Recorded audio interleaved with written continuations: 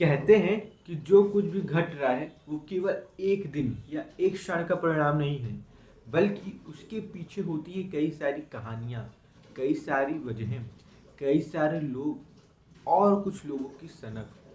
आजकल के समय में दुनिया में जितनी तेजी से परिवर्तन हो रहा है, उसको देख करके तो यही भी लगता है कि दुनिया में कोई भी चीज़ असंभव नहीं है। कभी कभी ऐसा होता है कि दो ध्रुव विरोधी राष्ट्र एक दूसरे के समीप आ जाते हैं, और कभी कभी ऐसा होता है कि दो अत्यंत घनिष्ठ मित्र एक दूसरे से दूर हो जाते हैं।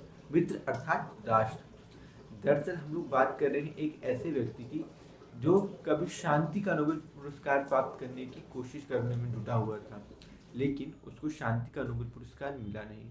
तो अब इसी वजह से उसने नए साल की दुनिया को एक खास तोहफा दिया है, दुनिया में अस्थिरता उत्पन्न करके। दरअसल नए साल में अमेरिका के राष्ट्रपति डोनाल्ड ट्रंप ने ये निर्णय लिया कि अगर हमको शांति का नोबेल नहीं मिला है तो चलो दुनिया की शांति को ही भंग कर दे रहे हैं। तो उन्होंने वेनेजुएला के ऊपर गैरकानूनी तरीके से अटैक किया और वहाँ के राष्ट्रपति को उठवा लिया। अब अमेरिकी राष्ट्रपति डोनाल्ड ट्रंप ये दावा कर रहे हैं कि ऐसा उन्होंने वहाँ के लोगों की भलाई के लिए किया है, मगर ये दावा कहाँ तक सच है ये तो पूरी दुनिया जानती है।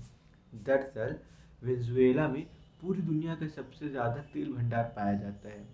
अब या तो ये वजह हो सकती है, या तो सच में ट्रंप दूसरों की मदद करना चाहते हो।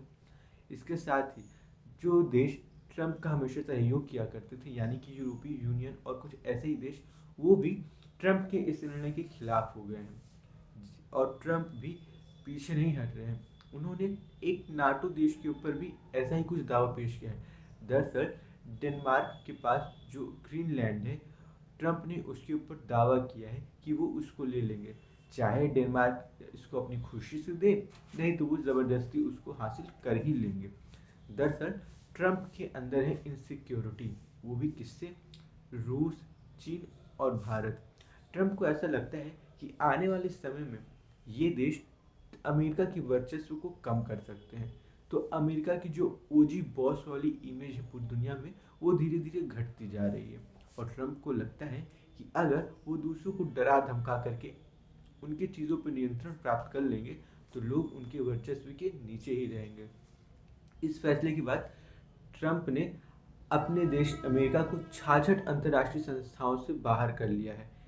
इसके अलावा वो ये दावा भी कर रहे हैं कि अगर भारत ने रूस से तेल खरीदना जारी रखा तो वो टैरिफ को 500% तक बढ़ा सकते हैं। अब ये बात कहाँ तक सच होती है, भारत इसका जवाब कैसे देता है, ये तो हम लोग समय के साथ ही देखेंगे। लेकिन हाँ, एक बात तो पक्की है कि दुनिया में बहुत सारे बदलाव होने वाले हैं और हर सेकंड होने वाले हैं।